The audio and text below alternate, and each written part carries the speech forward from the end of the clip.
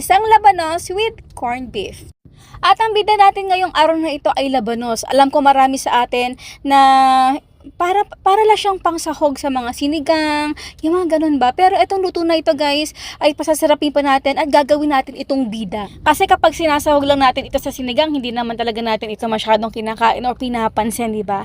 So alam niyo ba, ang dami-dami natin nakukuha ang mga benefits dito sa labanos at isa na nga dito ang antioxidant. So ayan, i-check nyo na lang sa Google at magugulat kayo talaga, promise. Ang ginamit ko nga pala ditong extra ingredients ay yung ating corned beef, which is pwede nyo ito i-alter sa sardinas or sa tuna at kahit ano pang gusto ninyo, pwede rin giniling. At nga pala yung tinapa, ito pwede rin yan dito. At syempre since nabida ang ating labanos ay kailangan syempre ang ating ulam ay mas marami tayong labanos na ilalagay dito kaysa sa mga nilagay natin mga extra na katulad ng corned beef or tuna. O diba guys, napakadali, napakasustansya pa. And now is done!